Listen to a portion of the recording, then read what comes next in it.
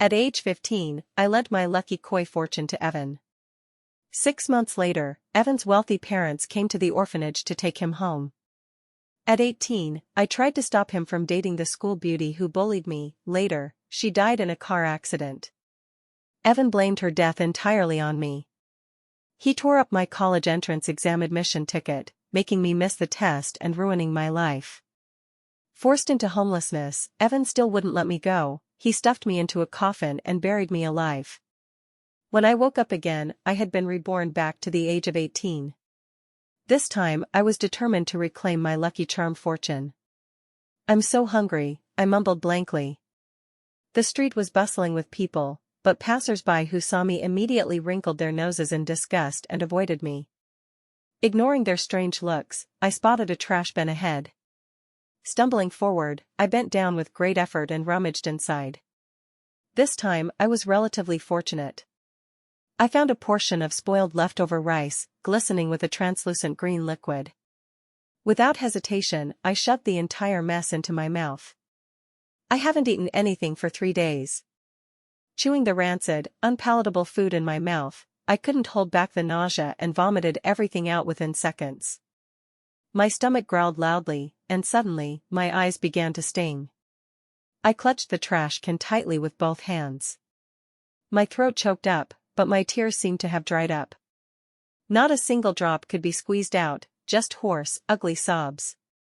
How I longed for a bite of fragrant rice, but for someone like me now, it was just too hard. "Starving, aren't you?" Evan stood behind me, his voice icy and laced with a hint of mockery. I sniffle without looking at him, lacking even the strength to lift my head. My whole body leans against the trash can. The flies, annoyed that I've disturbed their feeding, flap around my face. "What new game are you playing this time?" I say weakly. Ever since the school belle Cecilia died, Evan schemed to turn my adoptive parents against me, ruined my reputation, and made me a target of scorn. The entire city blacklisted me, no restaurants would serve me indoors, no one dared hire me, not even as a dishwasher on the streets. Evan slowly toyed with me in this way. Just when I was on the verge of starvation, he would propose playing a game. Whenever he was pleased, he would give me a piece of steamed bun or a portion of plain rice. Once, he live-streamed me cleaning all the public toilets in the city, rewarding me with 2 steamed buns.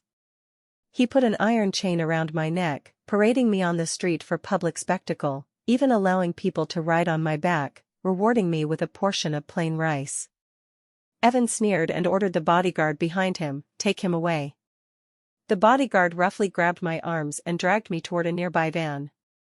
The searing pain of my feet scraping against the ground forced me to bite my lower lip, drawing a few drops of blood. And Evan watched me with icy eyes, turning a blind eye even as my blood painted a crimson path on the ground. The onlookers whispered and pointed, but no one dared to intervene.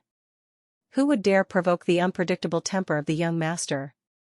The last person who tried to help me is still lying in the hospital, with both hands crushed beyond recognition, fingers shattered beyond repair. So I no longer expected anyone to save me. I didn't want anyone else to get hurt because of me.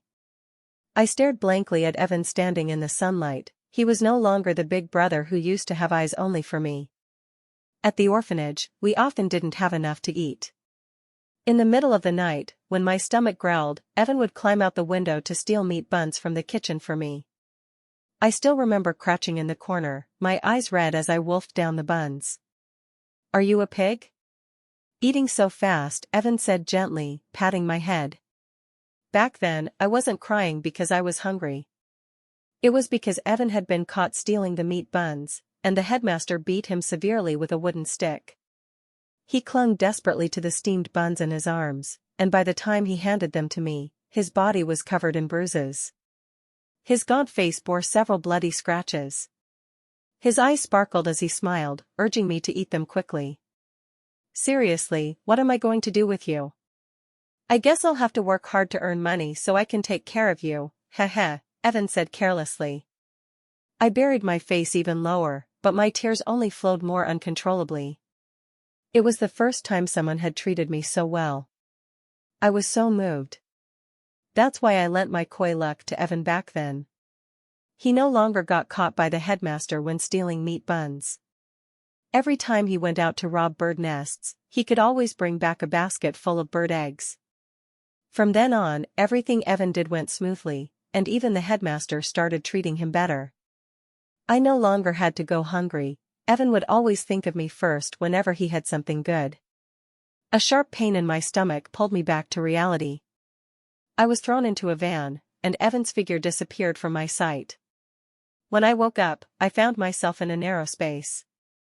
At the thought of something, my entire body trembled, and my back began to tingle as if someone had stuck an electric wire directly into me. "Let me out, let me out. I have severe claustrophobia." Evan knew that. My heart skipped a beat, and my long dry eyes suddenly brimmed with tears as my heart began to race. A surge of fear and unease welled up in my heart, and I kept shouting for help. Gradually, I began to feel my breath becoming labored. The small speaker in the space crackled to life. "Jean Shui, this is what you deserve. If it weren't for you, Cecilia wouldn't have died." I couldn't hear what Evan said after that. My consciousness started to fade. It was clearly me who saved Cecilia. "You're the one who killed her, so why am I the one suffering?" "Hey, dumbass, didn't you hear what I said?" A haughty female voice rang in my ears. A thunderous sound echoed in my mind. Before the fear of claustrophobia could fade, Evan's expressionless face came into view.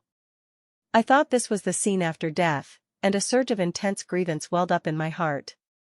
I swung my arm wide and landed a heavy slap on Evan's face. He stared at me in confusion, still not processing what had happened. Cecilia, who had just screamed, rushed forward and pushed me to the ground. "Are you insane? I was talking to you and you ignored me. Why did you hit Evan? Are you trying to get yourself killed?" Cecilia tenderly caressed Evan's swollen cheek. "Evan, I told you your sister is crazy, but you didn't believe me. Now she's even hitting you." Still seething with anger, she glared at me and attempted to kick me, but I dodged. "How dare you dodge?" Seconds later, Cecilia's screams filled the air as I, like a frenzied tigress, lunged at her and viciously yanked her hair. Strands of hair scattered across the floor. My eyes brimmed with bitter rage and tears, yet my hands only grew more ruthless. "It was you, this woman, who ruined me, who brought me to this point. It's all because of you, all because of you." By the time Evan snapped out of his shock, I had already beaten Cecilia to the ground. Only then did his face finally show a flicker of emotion. He angrily pushed me away and carefully picked up Cecilia, and I saw his hands were shaking. I frowned, and only then did I feel the stinging pain in my hand. It was then that I realized I had been reborn and returned to the time when Cecilia and Evan were secretly flirting with each other. Watching their figures, I curled my lips into a smile, my nails digging into my flesh until it was bloody, yet I didn't feel a hint of pain. Cecilia was, after all, a genuine wealthy heiress, while I, a foster child of Ashford Capital, had struck her in public. The school didn't dare to suppress it, and the parents were even summoned. "Mom, it's her, she hit Evan and then me too. Someone with such poor character shouldn't be allowed to stay in this school." Cecilia pointed at me, hatred in her eyes as she held an ice pack to her bruised face. Cecilia's mother, dressed in a sharp business suit, was a woman I remembered as fiercely career-driven and decisive, not to mention a major shareholder in the school. Though the sight of her daughter's purple bruises and the patches where I'd yanked out clumps of her hair was disturbing, the woman's expression remained chillingly composed. Evan stepped forward at that moment and bowed deeply to Cecilia's mother with an earnest apology. "Auntie, I failed to discipline my younger sister properly and let your daughter get hurt. I'm sorry." He then grabbed the back of my neck, forcing me to apologize to Cecilia, but I resisted, refusing to give him the satisfaction. In my previous life, the first time I caught them sneaking around under the tree, I merely spoke to them in a slightly harsh tone. Yet, she attacked me mercilessly, sending me to the hospital, while the school only sent a fruit basket and a bouquet of flowers as a consolation. And just like that, the matter was brushed aside. I couldn't swallow my anger, but Evan pressed me down and said, "Just stay away from Cecilia from now on. She's a young lady from a wealthy family, we can't afford to provoke her. Better to avoid trouble. I had always trusted Evan, so I bit back my rage and let it go. Later, when I ran into them on a date again, Cecilia asked Evan, "Doesn't it hurt to see your sister get beaten up?" Evan's voice turned cold, "Why bring her up? She's just a convenient lapdog to keep around." That night, my tears wouldn't stop flowing. Cecilia's revenge only grew crueler. After lending her luck to Evan, my own energy field weakened, and my fortune took a sharp turn for the worse. I always seemed to run into Cecilia around every corner. When I returned home trembling after being bullied, Evan looked at me with disdain and said, "How many times have I told you? Why do you still provoke Cecilia? You deserve it for getting hurt like this." Evan changed after meeting Cecilia. He was no longer the big brother I trusted, the one who secretly brought me meat buns. Seeing that I refused to apologize, Evan grew furious and tightened his grip on my neck. "Apologize," he demanded. My mother, who had remained silent until now, couldn't bear it any longer and stepped forward to mediate. I swatted away his hand from my neck and even wiped the spot he had touched with a tissue, disgusted. Evan's expression darkened. I sneered, "Even if I made mistakes, does that mean she didn't? Why should I be the one to apologize?" I saw Evan being pinned against a tree trunk by a woman and thought someone was bullying him, but who knew you two were actually? I paused at this point, and the expressions of everyone present changed. Cecilia tried to stop me from continuing. "Jean Shui, what nonsense are you spouting?" But I went on anyway. "I didn't know they were kissing. I just thought my brother was being bullied and wanted to help. Who knew I was interrupting something?" Cecilia then attacked me, pushed me to the ground, and cursed at me horribly. "If you don't believe me, just check the surveillance footage." As soon as I finished speaking, Cecilia turned pale, her lips trembling as she looked at her mother. Meanwhile, Evan pressed his lips tightly together, his eyes reddening as he stared at me, but I paid no attention to any of it. Cecilia's mother is a very strict disciplinarian and would never tolerate her daughter getting involved with romance at such an early age. Cecilia just dares to act all high and mighty outside. As expected, Cecilia, who originally intended to give me a hard time, is now racking her brain on how to get past her mother. "You'll get what's coming to you when we get home." Cecilia's mother's face darkened as she dragged Cecilia out of the principal's office. After returning home, both Evan and I were punished by kneeling in the backyard. I was punished for fighting, while he was punished for lying to our parents. Back then, he had vowed so confidently that he was devoted to studying and would take over the family business for Mom and Dad in the future. When Dad found out about him and Cecilia, he was furious and made us kneel. Mom couldn't bear to see the two of us kneeling at night and pleaded for a long time before Dad finally relented. "If you rank first in this month's exams, I'll let you off." Evan accepted the challenge with full confidence, saying, "Don't worry, Dad. My grades will still be the best in the grade." And I secretly sneered in a place where no one could see. "Your first place might be hopeless." After Evan returned, things didn't get easier for him. His father's demands were high, he had to study finance and master all his coursework. His father was grooming him to be the heir, but Evan had grown up in an orphanage, with even his schooling being sporadic. Compared to his peers who had received elite education since childhood, he struggled tremendously with his studies. Countless nights, I watched him studying frantically until he was on the verge of breaking down. I would run over and hug him, comforting him, "Big brother, don't be afraid. As long as Jean Shui is by your side, you'll get better and better in the future." No one knew that simply by initiating a hug, I could transfer my luck to others. This was a secret I didn't even share with Evan back then, afraid it might hurt his pride, while he credited everything to his own talent. "Now I won't lend it anymore, let's see how you'll get first place." The incident where I hit Cecilia spread throughout the school. The day Cecilia came to campus, she glared at me with sheer hatred, as if she wanted to tear me apart. Unfazed, I met her gaze head-on. Perhaps intimidated by how ruthlessly I had struck, she didn't cause any more trouble for me. I just heard that after she went back, her mom froze all her credit cards, and she only gets an allowance if she ranks in the top 30 on exams. Cecilia's grades have always been poor. In fact, she ranked at the bottom of her class. In her past life, it was only with Evan's help in cheating that she barely managed to pass. However, after school, it still couldn't stop the two of them from secretly meeting, and they were spotted by many students. During class, Evan and Cecilia exchanged flirtatious glances. Even the teacher couldn't stand it and threw a piece of chalk at them. "That's enough. You're in your senior year now. I know your families are prominent, but you still need to prove your abilities with your grades." Evan, however, openly humiliated the teacher in front of all the students. "Teacher, even if I don't listen to your lecture, I can still rank first in the whole school." Borrowing my aura of good fortune, Evan gained the ability to read 10 lines at a glance and remember everything he saw. Naturally, he could breeze through exams effortlessly.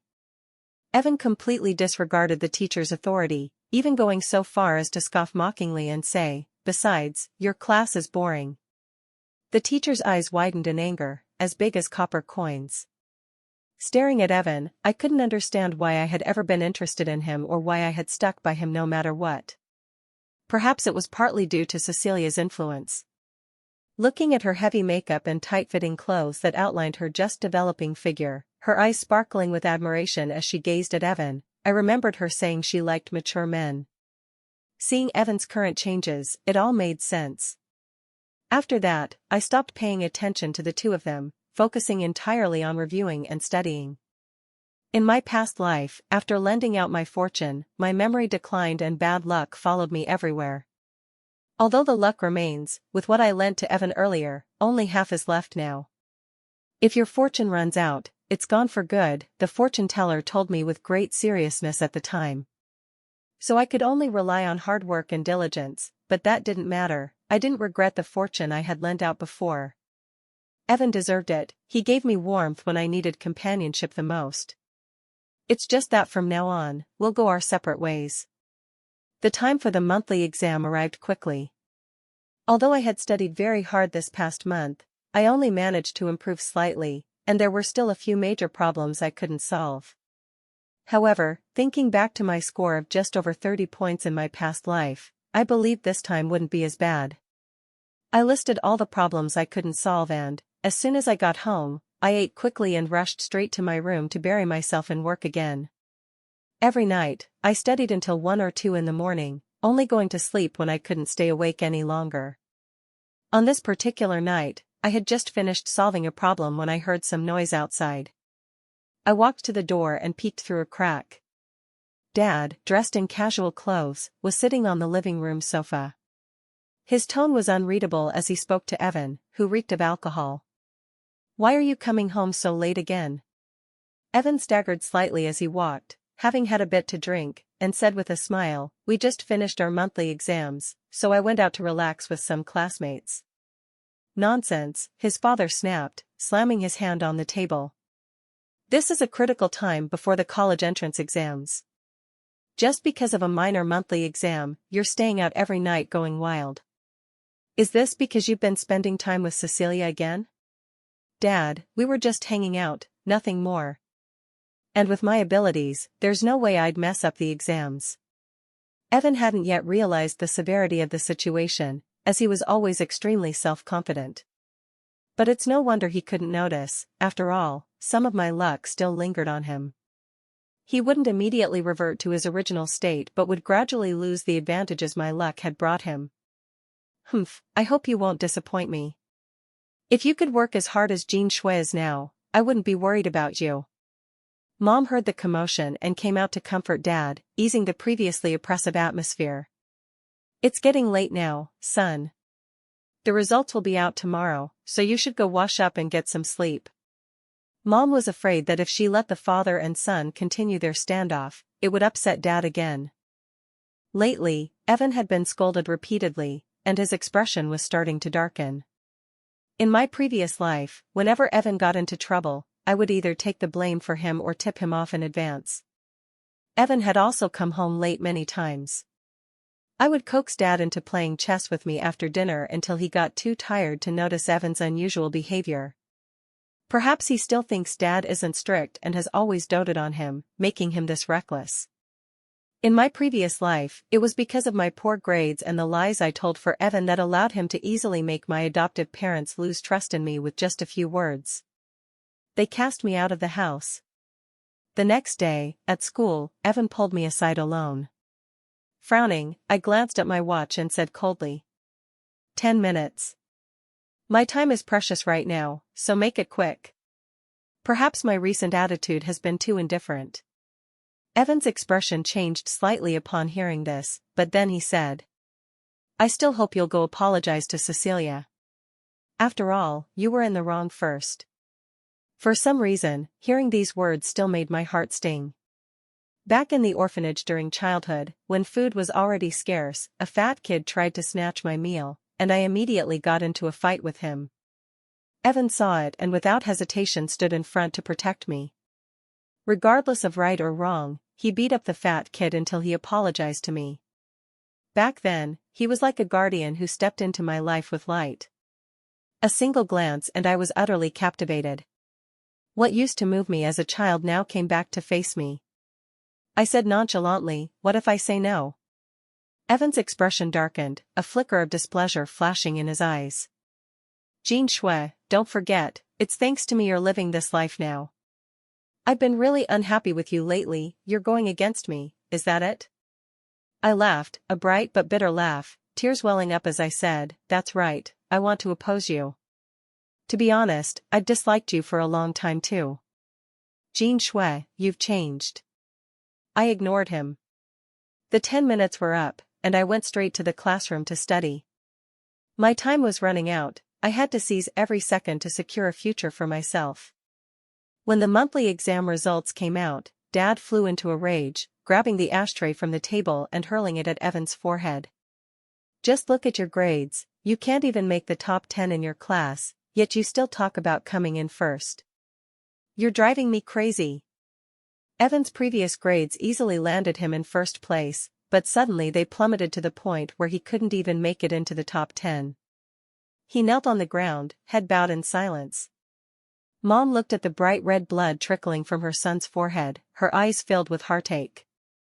As she patted Dad's back to soothe his anger, she pleaded, honey, please don't be so furious. It's rare for our son to come home. He didn't study well before, perhaps he's under too much academic pressure lately and just didn't perform normally this once. Dad was so angry he couldn't speak. Mom quickly asked the servant to bring the first aid kit to stop Evan's bleeding, saying with heartache, son, apologize to your dad quickly. Promise you'll study hard from now on and get first place in next month's exam, okay? Dad said angrily at this point, what stress? I think he's just been hanging out with that bad influence Cecilia, that's why his grades dropped. Feeling rebellious, Evan retorted stubbornly, Dad, we're just good friends. Don't talk about her like that. I'll definitely get first place next time, I just got careless this round. Hearing this, I subtly curled my lips. Very good friends? I knew you'd say that, so long ago I paid someone to follow them. The photos must have already been delivered to Dad's hands. Sure enough, Dad stood up and flung a shower of photos that rained down over Evan's head. Furious, he roared, humph. An unfilial son, arrogant and a liar. I don't even want to admit you're my son. On the floor were photos of him and Cecilia dancing intimately at a bar, entering hotel rooms together, or sharing a straw at a cafe in the afternoon. Evan panicked, his face turning a kaleidoscope of colors as he crawled to Dad's feet. Dad, listen to me, these aren't real. They must have been AI generated. You have to believe me, I didn't do this. This time, Dad no longer believed him and said coldly, whether it's true or not doesn't matter anymore. I don't just have you as my only son. If you can't shoulder the responsibility of being the successor in the future, I can still ensure you live comfortably, but as for running the company, it will depend on whether you're worthy. At this point, Evan truly panicked. He kept kowtowing and admitting his mistake, promising that such a thing would never happen again. In my past life, with the boost of my luck, Evan found everything incredibly easy to accomplish. The awards he received were countless, earning him Dad's high regard. That's why Dad wanted to groom Evan as his successor, partly out of guilt, which led to his favoritism. But what I never expected was that Evan would later use the hard-earned luck against me, leading to my tragic death. Even now, the terror of claustrophobia I felt before dying still haunts me. I also sent a copy to Cecilia's mother, and I'm quite curious about what kind of situation she's in now. I deliberately checked her grades, and she's ranked in the bottom 10. Well, the two of them seem quite a match overall. This time, I passed every subject in my exams, unlike my previous life where I failed them. After the monthly exam results came out, the couple's dates became less brazen than before. Evan started studying seriously, though as his furrowed brows increased, so did the anxiety on his face. I can't help but wonder how hard he'll try. After school, Cecilia had someone block me inside the school. Her willow-like eyebrows arched sharply as she hissed, "You wretch, was it you who sent that stuff to my mom?" I raised my eyebrows slightly, surprised that she would think of me, but I had no intention of engaging with her. I tightened my grip on my backpack and prepared to leave. "I don't understand what you mean. Step aside and don't block my way home to study." My mind was completely filled with exam questions. Just moments ago, while walking, a sudden insight had flashed through my mind, and I was eager to take out my notebook to work on it immediately. Unfortunately, given the current situation, it seemed impossible. Trying to leave? Even if it wasn't you, I've disliked you for a long time, a parasite living off Evan's family.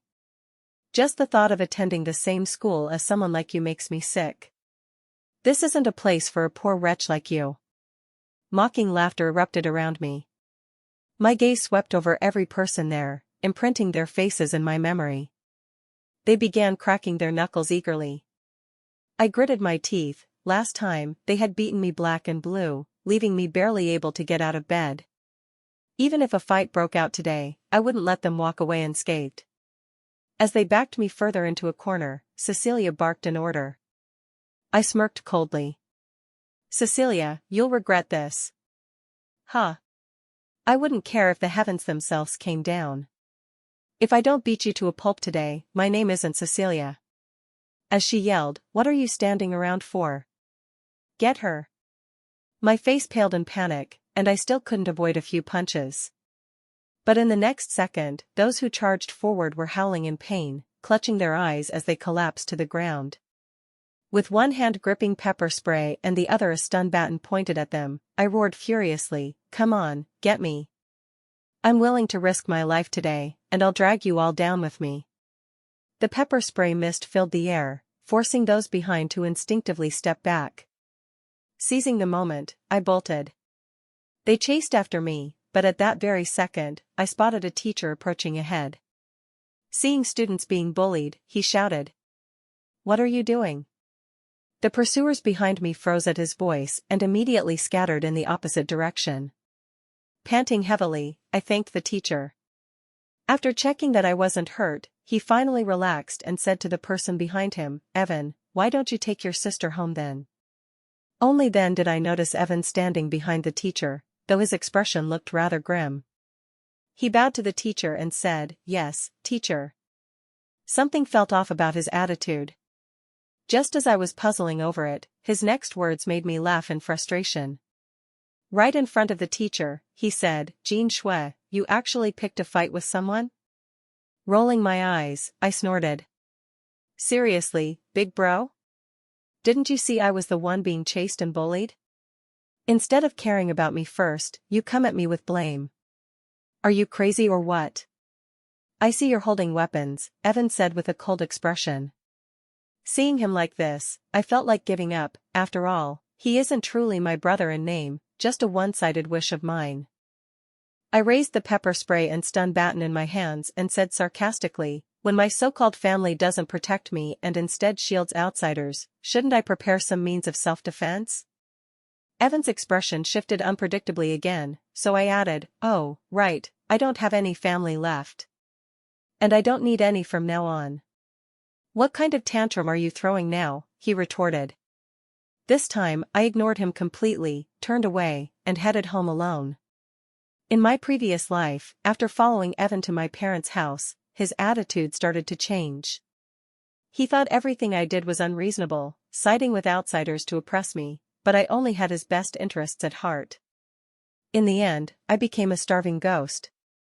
The next day, the video of Cecilia bullying me went viral online. It spiraled out of control, and people were outraged, furious about why school bullying was still so prevalent. They were angry at Cecilia's words, that the poor weren't worthy of attending the same school as her. They were angry that she bullied weaker classmates just because of her privileged background. They were furious about her using her status to oppress others. The school tried to suppress it but couldn't, the incident was too influential. Even those who had been bullied by Cecilia in the past came forward one after another. When netizens demanded proof, they shared videos and photos of themselves beaten so badly they ended up in the ICU. I haven't seen Cecilia coming to school these past few days. She's probably at home trying to figure out how to suppress the backlash. In my previous life, Cecilia relied on her family being school shareholders to act recklessly and bully others everywhere. Whenever something happened, she'd just throw money at it to silence people. Those who tried to stand up for their rights had no chance. But not this time. I've spent all my pocket money from years of freelance writing on those influencers to push this trend hard. The impact this time is massive, directly trending on social media. Even Ravenwood Enterprises stocks plummeted overnight. Their products are being returned left and right. Pfft, we're just poor folks, unworthy of using their stuff. I'd rather buy domestic brands than any of their overpriced products. What a joke, even a trash bin costs over $100. Those business partners were tagged by netizens, who all said they wouldn't buy from their brands either if they collaborated with her. Everyone fell silent, not daring to make any further moves. One time, I studied until midnight and had just turned off the lights to sleep when I heard sobbing sounds outside. I got up, opened the curtains, and saw Cecilia running toward Evan, throwing herself into his arms. Woo-woo, Evan, what should I do? It's all your sister's fault. You must teach her a lesson for me, woo-woo. My mom is sending me abroad to hide for a while. What should I do? I don't want to leave you. Her coquettish voice, though soft, was particularly distinct in the quiet night. The moonlight illuminated Evan's jade-like face. I noticed his expression grow impatient, and his gaze kept drifting upward toward the building now and then. This is the adoptive parents' room area, he must be afraid of being discovered. He pushed away Cecilia, who was about to kiss him, and softly comforted her. Cecilia, don't come looking for me for the time being. Cecilia grew furious and shrieked, do you also despise me like the others? Now that I'm in trouble, this is how you treat me? That's not it, just listen to me. Evan reached out to cover Cecilia's mouth. But Cecilia, accustomed to being domineering, couldn't care less and immediately spewed a stream of vile insults on the spot. Enraged, Evan slapped her hard. Cecilia stared in disbelief, her mouth agape. Tears like pearls streamed down her face as she covered her cheek and stormed off. On the platform, I saw Cecilia frantically posting a bunch of updates, hoping Evan would act like before, buying loads of things to appease her, to apologize. But this time, her plan probably failed. Evan has been spending more and more time studying at school, completely ignoring her. My temper also grew increasingly worse, and even when I was doing revision questions in my room, I could hear the sound of things being smashed next door. He probably gradually realized that his mind was becoming increasingly sluggish, or perhaps his ability to skim through lines at a glance had vanished. Even when the teacher called his name in class, he couldn't respond. The classmates around him began to look at him with strange gazes, and some even said outright, oh, he was the top student before, acting all high and mighty. Maybe he cheated on all his previous exams. Yeah, right. I never even saw him study before, yet he aced every test effortlessly with perfect recall. In an instant, Evan snapped. He immediately got into a physical fight with the male classmates who were badmouthing him. Stop spouting nonsense.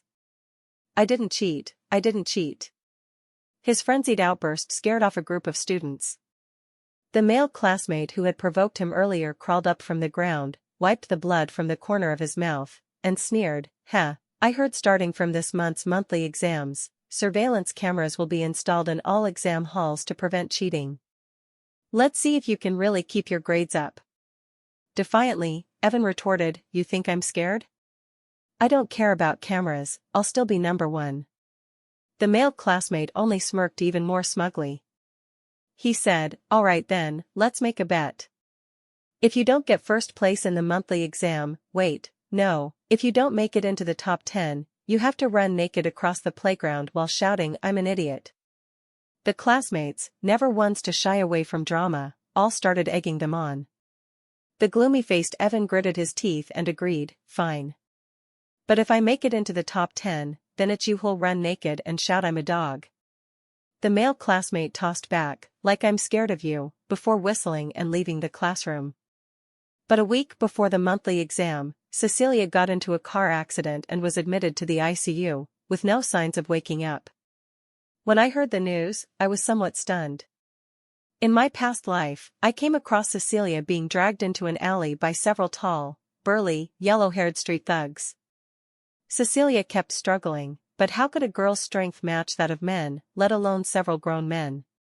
"Cecilia, you promised me, if I helped you deal with those insignificant pests you couldn't stand, you'd be my girlfriend. It's been so long, why haven't you agreed yet?" Hiding in the distance, I could hear the leader of the group grabbing Cecilia by the shoulders, but she slapped him in response. With a look of disgust, she said, "Who do you think you are?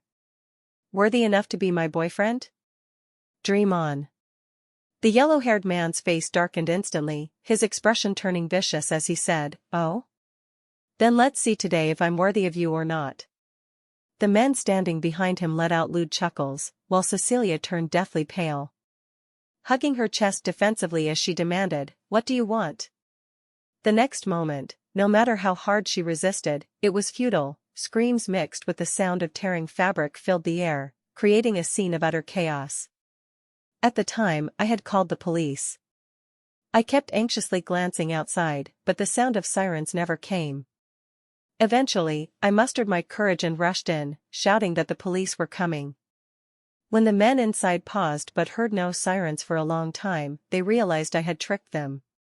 Several people approached me with anger on their faces, so I turned and ran. Nearby was the school, where there were still some students and teachers. I had no choice but to call out to them for help. In the end, Cecilia was saved, but her clothes were torn, and her skin was left with several bruises and bloodstains. She became the subject of gossip throughout the school, and in her humiliation, she blamed everything on me. She accused me of why I had to call for help from teachers and classmates, and how others saw her clothes in disarray, barely covering her as she emerged from the alley. She ran to Evan and pointed out my faults, only to be met with his disdain. He noticed the marks on Cecilia's body, and his eyes filled with disgust. Spotted by Cecilia, she turned angrily and ran away. Little did she expect to be immediately hit by a car speeding around the corner, losing her life on the spot. Yet, Evan blamed all the fault on me, twisting the truth and making me the scapegoat. In my past life, Evan was the pride of the school, academically outstanding, representing the institution in numerous competitions and winning accolades. Thus, his words were taken at face value by others. Even if some who were present at the scene spoke up for me, they mysteriously disappeared later. I couldn't understand before why things escalated that way, but now it's clear. Evan would stop at nothing for his own future. Waves of nausea washed over me for the first time, and I spent half an hour vomiting in the bathroom. Only later did I learn that Cecilia, about to go abroad, couldn't let go of Evan and came to ask if he would wait for her return. She, too, caught a flicker of disdain in his eyes. Heartbroken, she covered her face and dashed away, only to be struck by a sudden oncoming vehicle. In this life, because Cecilia was locked at home by her mom, she had already missed the time when those blonde delinquents would have harassed her. Yet, she still couldn't escape the fate of being hit by a car, though now, at least, she didn't die immediately.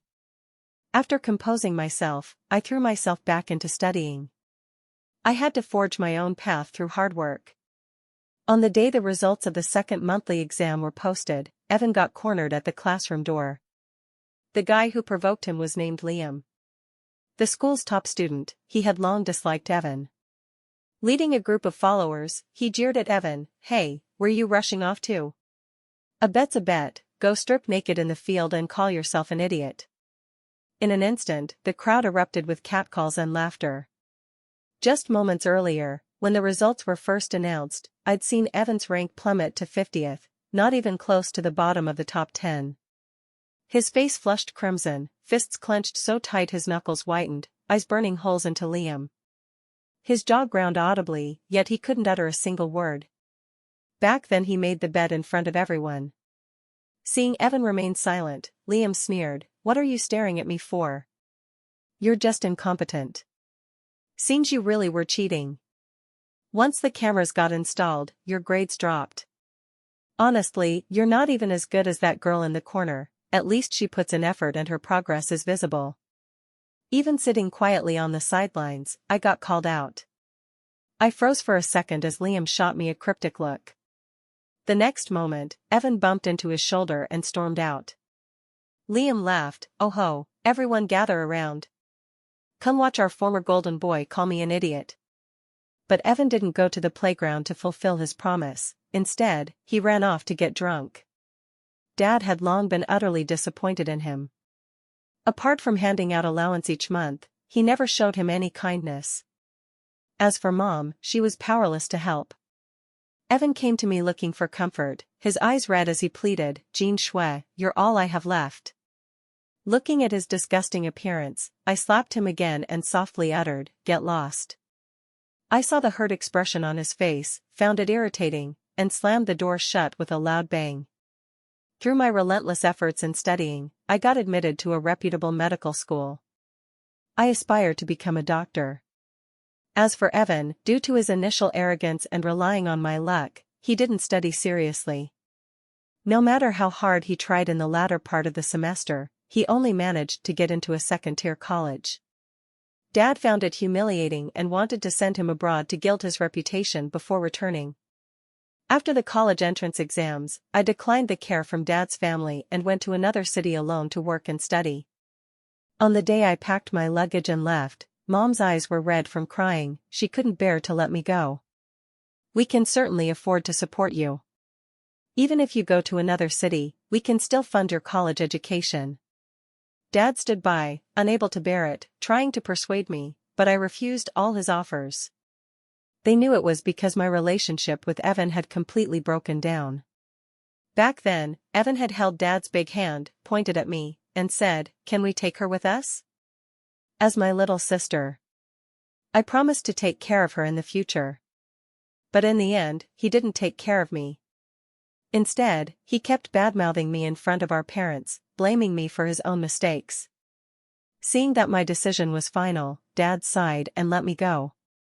As I got into the taxi, I knew Evan was watching me from the balcony upstairs. But I couldn't even be bothered to lift my eyes to look at him. During my 4 years in university, I was busy with part-time jobs writing articles to earn manuscript fees, studying, and conducting experiments, eventually achieving excellent grades. The school awarded me a scholarship, so I no longer needed to take on part-time work and could focus wholeheartedly on the field of medicine. 10 years after graduation, I had become the top surgeon and returned to the place where I studied. My mother often asked me to come home for meals, but I always refused, citing work as the reason. However, I sent gifts over every year during the holidays. That day, I had just come out of the operating room when a colleague told me there was good news waiting in my office. After 8 consecutive hours of surgery, my eyelids were too heavy to lift. No good news can change the fact that now all I want to do is collapse and sleep, I thought. Do you remember that Lincoln who was discharged 2 years ago? The one with disabled legs who could stand again after your surgery? He came to present you with a silk banner today. In an instant, I perked up and hurried toward the office. A colleague's voice called after me, "Oh, weren't you just saying you had no energy?" The moment you see a patient bringing you a commendation banner, suddenly you're full of life. Inside the office, the thin but upright Lincoln stood straight beside my desk, holding a red commendation banner.